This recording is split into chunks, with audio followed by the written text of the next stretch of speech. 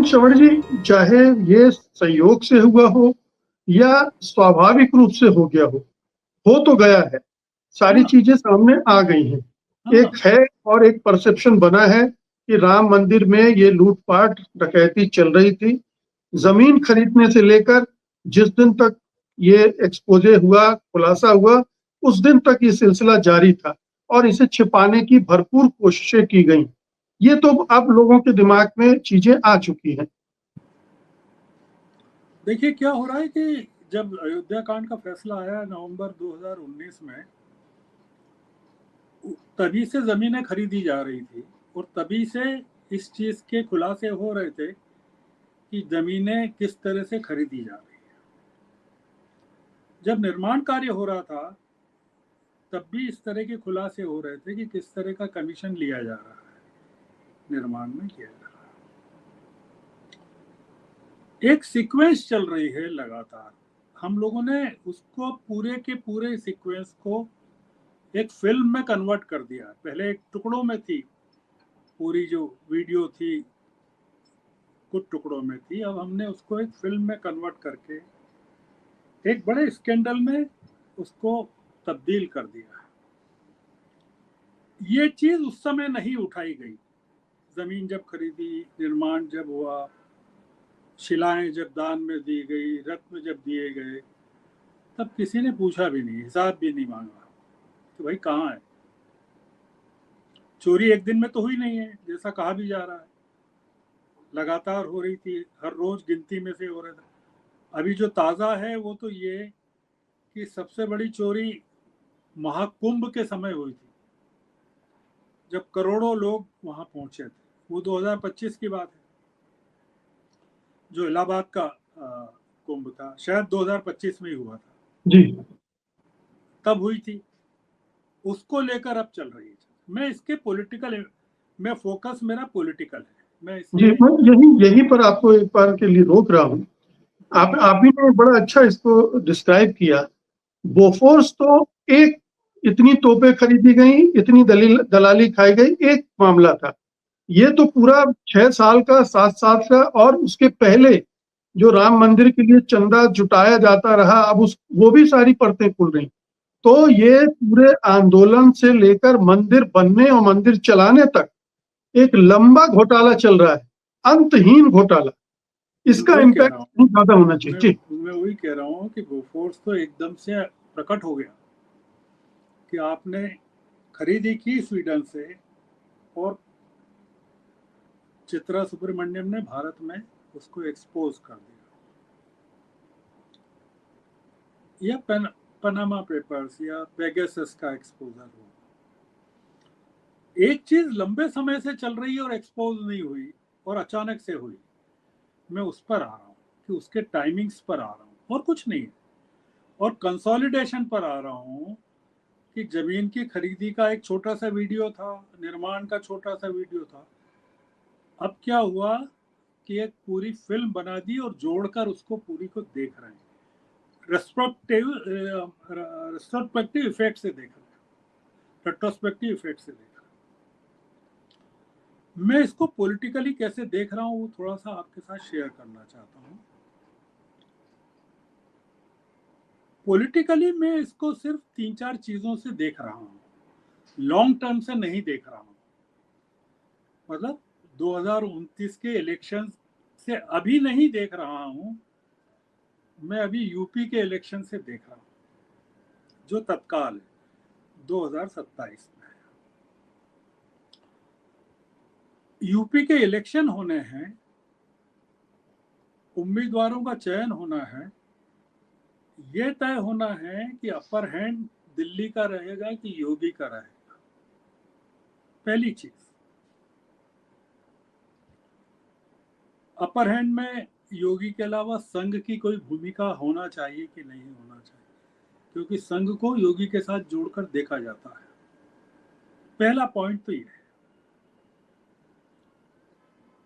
मैं टाइमिंग पर आ रहा हूं एक्सपोजे के और उसके पॉलिटिकल इम्पैक्ट पर।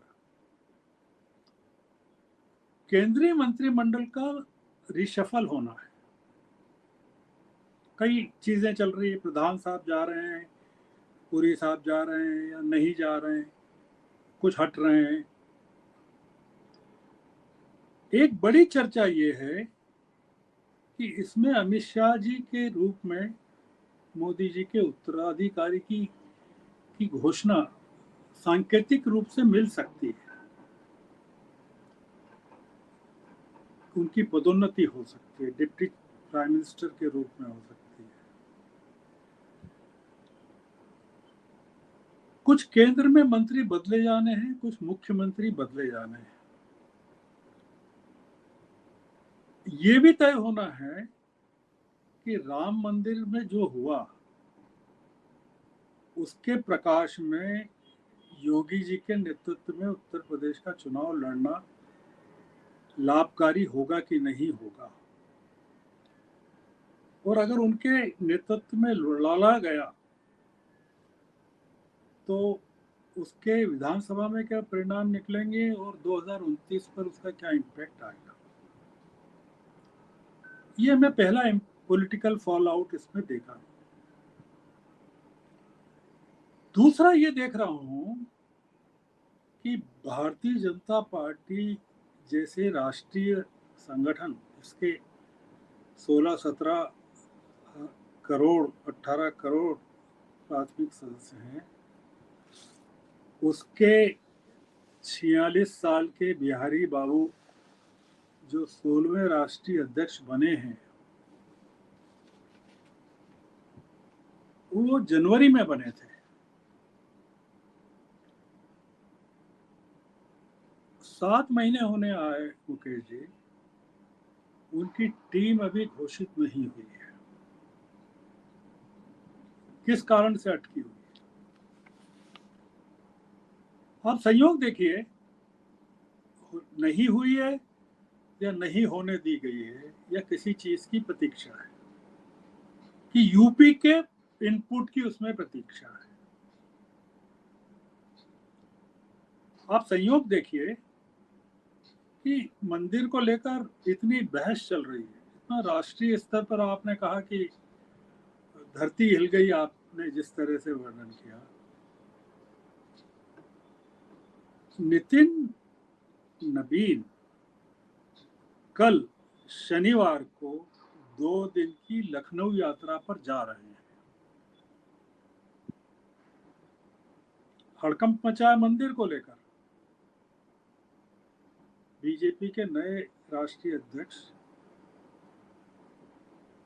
योगी मंदिर में उलझे हुए हैं।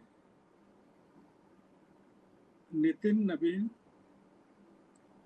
लखनऊ जा रहे हैं और वहां विधानसभा चुनाव की तैयारी की बैठकों में भाग लेंगे। एमपी से, एमएलए से, जिला अध्यक्षों से चर्चा करेंगे। मैं जो उनकी यात्रा के बारे में पढ़ रहा था, मुझे कहीं नजर नहीं आया कि उनकी योगी के साथ कब और कहां मुलाकात है भी कि नहीं है, या किस तरह की है। आप इन सारी चीजों को पॉलिटिकल इम्पैक्ट के साथ जोड़कर देखिए।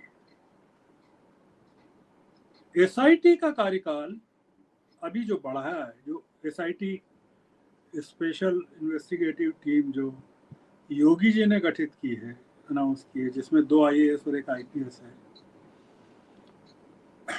उसका कार्यकाल 15 जुलाई तक बढ़ा दिया। इसको एसईसी भी कह रहे हैं लोग, स्पेशल इंक्वायरी कमेटी। दरअसल एसआईटी जी, स्पेशल इंक्वायरी कमेटी कह दीजिए, आप कुछ भी कह दीजिए, मैं तो एक नाम का तो कोई मतलब नहीं है। आप इसको इस तरह से देखिए, इसका कार्यकाल बढ़ाने को, या एक बार और बढ़ जाए कार्यकाल, 2 बार बढ़ जाए, कि पार्लियामेंट का मानसून सेशन की तारीखें अभी फॉर्मली अनाउंस नहीं हुई हैं। जो चर्चा में है मीडिया में, वो है 20 जुलाई से प्रारंभ होकर 3 सप्ताह चलेगी। मैंने 1 सप्ताह पहले जो पढ़ा था वो ये था कि 4 सप्ताह चलेगी, 1 महीना चलेगी, अब 3 सप्ताह हो गए। अब आइए इसके जो मंदिर का पूरा मामला है उसके नए फेज पर, कि राम मंदिर को मुद्दा बनाकर विपक्ष संसद में सरकार को कटघरे में खड़ा करना चाहेगा। मतलब क्या? वो सरकारी एजेंडे पर संसद को चलने नहीं देगा, देना भी नहीं चाहिए। जब आप कह रहे हैं कि इतना बड़ा आप लोगों की हिंदुत्व की आस्था के साथ हुआ है इतना बड़ा घोटाला, तो विपक्ष को तो, और यूपी को तो, जिसके इतने मेंबर्स हैं, 37 तो समाजवादी हैं, 5-6 कांग्रेस के हैं यूपी से, तो वो तो इस अपॉर्चुनिटी को कैसे जाने देंगे। आप यहाँ कॉन्फ्लिक्ट देखिए कि विपक्ष चलने नहीं देगा या देना चाहेगा, तारीखें अभी घोषित नहीं हुई। सरकार के लिए ये क्रूशियल है, मानसून सत्र बहुत ही क्रूशियल है कि 2/3 बहुमत जुटाकर डिलिमिटेशन बिल को पारित करवाए, परिसीमन विधेयक को, जो पिछले सेशन में नहीं हो पाया था, और महिला आरक्षण कानून को बढ़ी हुई सीटों के साथ ऑपरेशनलाइज करवा दे। आप सोचिए कि मंदिर का जो फॉल आउट है वो कितने लंबे तक जाने वाला है। हम इसमें अभी जो चर्चा है वो हिंदू भावनाएं, जन भावनाएं, कितने का घपला, चंपत राय सजा होगी कि नहीं, वकीलों का अयोध्या में प्रोटेस्ट, इस पर फोकस है। आप देखिए कि जो डिस्ट्रैक्शन है पूरे के पूरे डिबेट का वो अलग तरीके से है।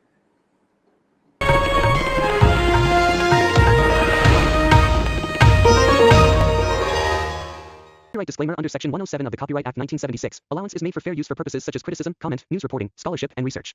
Fair use is a use permitted by copyright statute that might otherwise be infringing.